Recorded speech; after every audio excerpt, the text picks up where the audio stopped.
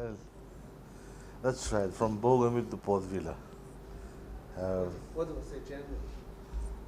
The journey was very. I never thought for 1 minute I would be in that role that I am in now, as a bishop, because I had always wanted to be a missionary, to go out to some faraway land and be a priest and work with the people and be with them. Uh, and that's what I enjoyed doing when I was in New Caledonia, being the simple missionary, being with the people every day, and trying to be faithful to my vocation, and trying to follow Christ. And it always has its difficulties, because uh, we know where we come from. We know we're trying to go to following what our superiors ask of us. So it was quite I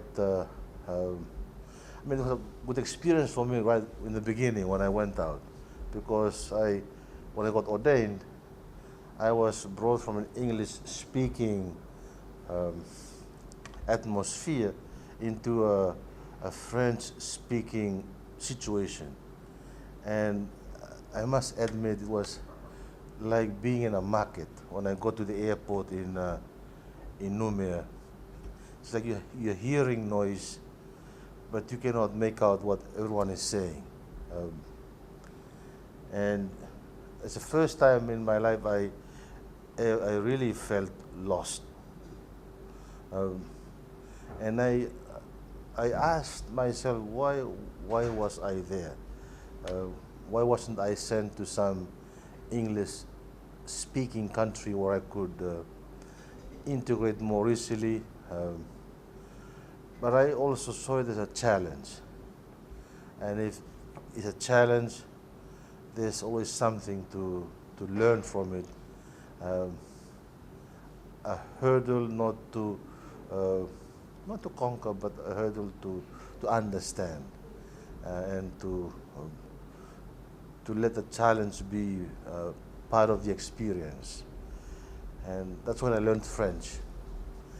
And I learned French in a way, my own way, because I didn't go to a proper French, I didn't do French classes. I had someone who tried to teach me French, but I had to run away from him, because he was a priest, an old priest, because I was not learning much. I thought to myself, I think I learned it my way, and that's what I did.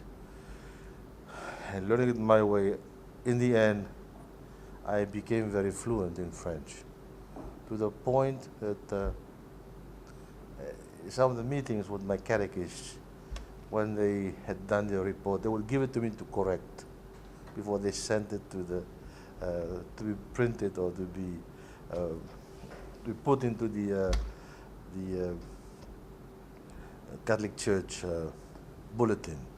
So that's how far my French went, and I was very pleased in the end.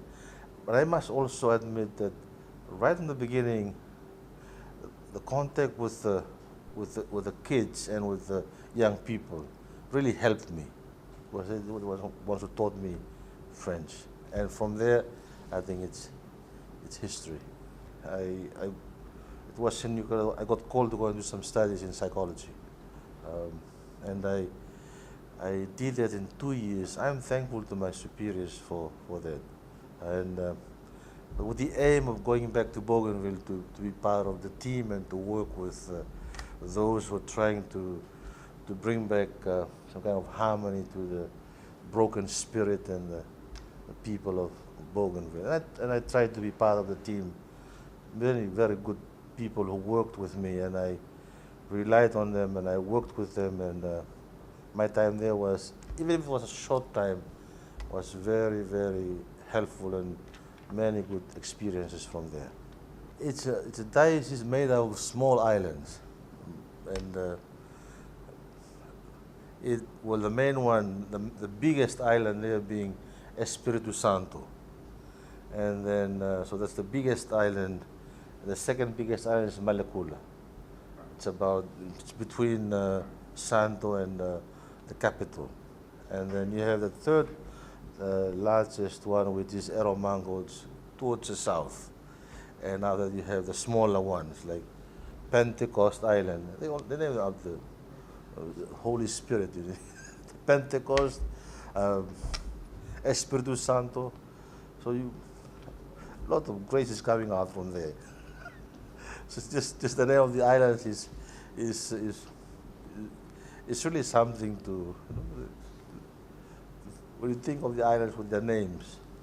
But then you have islands too that say they receive the faith, like from the south. Where the missionaries came through the south, some came through the north. In the south, the Protestants came through there, and some got killed along the way. But the seeds of Christianity was shown there, and so not just us, the Catholics, but other denominations too had their part in the whole of Vanuatu. So the diocese is that, and it stretches from it's about, well, the country of Vanuatu is about has about 300,000 people only. It's less the size of the population of Port Moresby, I think.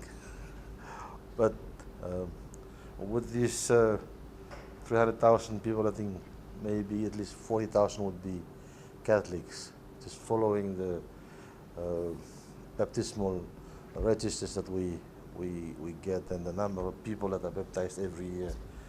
When we count that, we know we should be around between 35 to 40,000 Catholics. So it's quite a big number, and but they're all spread out around the island. So to visit them, it can be hectic. You know, you go from Efate, which is the main, where the capital city is. From there, you may fly to Tana, and from Tana you can do the whole island by truck. Then you have to fly to Aneichum, which is way down south.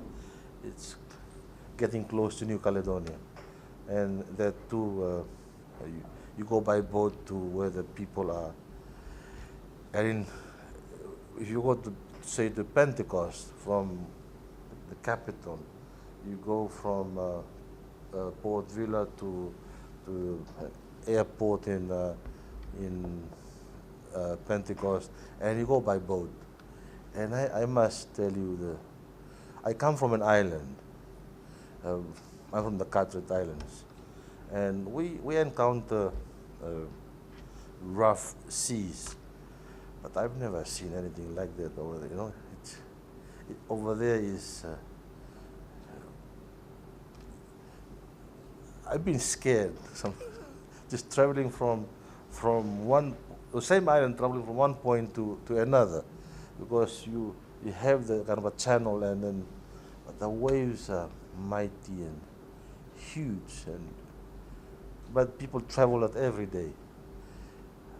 So you go from one place to another by boat, and then you have to walk a bit. So all this is part of my mission over there. Firstly, I think it was good that Secretary of State Parolin was able to come for the meeting, and he represented the Pope, which I think which made even more interesting for everyone, for the different conferences of bishops that were there. I think his message was taken into heart the collegiality of bishops and working together with Rome, understanding what's happening, and the concerns that His Holiness has for for every island, every diocese, and the concern for each one of the bishops. So that's what I found with it. And then with the meeting itself, looking at climate change and the worries that we have about the rising of the sea levels, and it's a phenomenon that's felt all around the Pacific. In Vanuatu, we have that. We feel those effects of the high rise, the sea level rising all the time, and erosion and all those things happening, especially with those islands that are more flat and low-lying islands.